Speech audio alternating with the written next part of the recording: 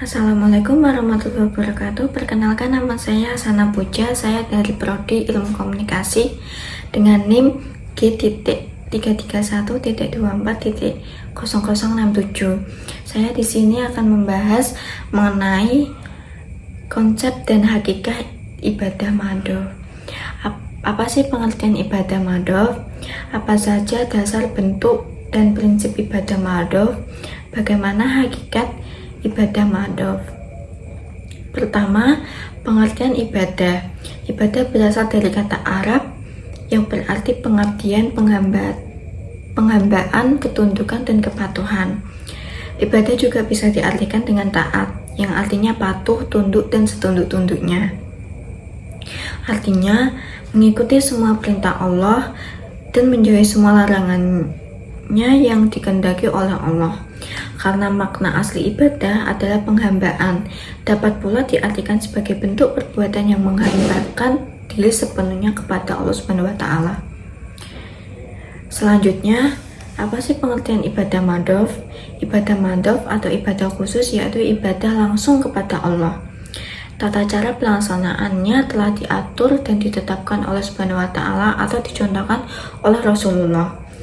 Karena itu pelaksanaannya sangat ketat, yaitu harus sesuai dengan contoh dari Rasulullah. Allah dan Rasulnya telah menetapkan pedoman atau cara yang harus ditaati dalam beribadah, tidak boleh ditambah-tambah atau dikurang-kurangi.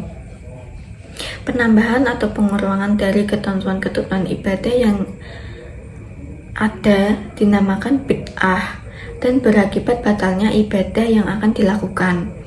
Contoh ibadah madhaf adalah sholat, puasa, zakat, dan haji.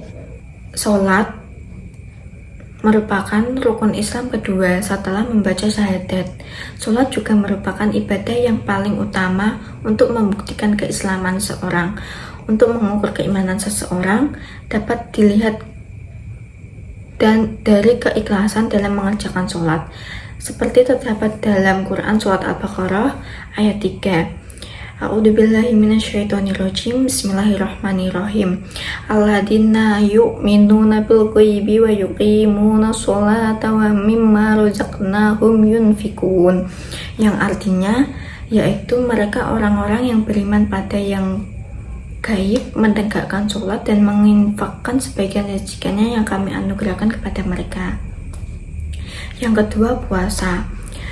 Puasa dari segi bahasa berarti penahanan atau mencegah. Sedangkan dari segi istilah, puasa berarti penahan makan dan minum serta membatalkannya sejak terbit fajar hingga terbenamnya matahari. Puasa juga berfungsi sebagai wahana memupuk dan melatih rasa kepedulian dan perhatian kepada sesama. Dengan memahami makna puasa yang sesungguhnya, seorang muslim dapat menjaga dirinya dari perbuatan tercela. Karena hakikatnya berpuasa tidak hanya menahan nafsu makan dan minum, orang yang menjalankan puasa dapat mencegah dari penyakit hati. Selanjutnya, zakat. Zakat secara etimologi dapat diartikan berkembang atau berkah. Dapat juga berarti bersih, suci, atau bertambah subur. Sedangkan dari segi istilah, zakat berarti kadar harta tertentu yang diberikan. Mengeluarkan zakat hukum wajib bagi seorang muslim yang memiliki harta yang telah mencapai hisab. Ketentuan minimal yang wajib dikeluarkan zakatnya. Manfaat zakat antara lain: pertama, mensucikan jiwa dan harta. Zakat mensucikan hati dari sifat kikir, tamak, dan cinta dunia terlebih, dan membersihkan harta dari hak orang lain. Menjadi bukti keimanan dan ketaatan yang menunaikannya adalah bukti ketundukan kepada Allah. Yang terakhir, haji. Haji adalah mengunjungi Ka'bah, rumah suci, untuk menunaikan amalan ibadah tertentu pada waktu bulan haji dengan niat yang ikhlas karena Allah Subhanahu wa Ta'ala. Haji merupakan rukun Islam yang kelima. Rukun Islam ini berbeda dengan rukun-rukun Islam lainnya karena hanya wajib sekali saja dalam seumur hidup bagi yang memenuhi syarat. Selanjutnya adalah prinsip-prinsip dari ibadah madhaf. Yang pertama, melaksanakan ibadah hanya diperbolehkan berdasarkan petunjuk langsung dari Al-Quran dan Sunnah. Tidak diperkenankan menambahkan atau mengurangi berdasarkan logika atau kebiasaan manusia. Yang kedua, ibadah harus dijalankan sesuai dengan urutan dan tata cara yang telah ditetapkan dan dicontohkan oleh Rasulullah tanpa menyimpang dari ketentuannya. Yang ketiga, segala bentuk ibadah wajib dilakukan dengan niat yang tulus karena Allah semata, bukan untuk mencari pujian atau kepentingan duniawi.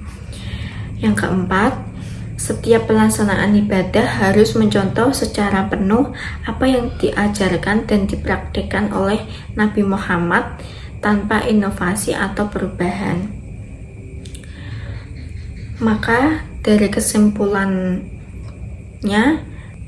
yaitu bahwa ibadah madhaf merupakan jenis ibadah yang paling murni dalam ajaran Islam karena secara langsung ditujukan kepada Allah dan telah ditentukan secara rinci oleh syariat.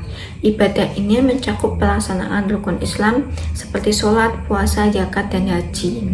Karakteristik ibadah madhaf adalah bersifat tauqifiyah, yaitu hanya dapat dilakukan sesuai dengan petunjuk wahyu tanpa boleh ditambah atau dikurangi, dan harus mengikuti tata cara yang telah dicontohkan oleh Rasulullah. Ciri utama ibadah madhaf terletak pada ketentuannya yang bersifat tetap, baik dari segi bentuk, waktu, maupun syarat pelaksanaannya. Hakikat ibadah madhaf adalah perwujudan pengabdian sepenuhnya seseorang hamba kepada Allah dengan sikap tunduk total terhadap segala ketetapannya. Tujuan utama dari pelaksanaan ibadah ini adalah untuk menjalin kedekatan spiritual dengan Allah, penanaman sifat ikhlas dalam hati, serta membiasakan diri untuk taat patuh secara penuh kepada Allah. Sekian, mohon maaf kalau ada salah-salah kata. Wassalamualaikum warahmatullahi wabarakatuh.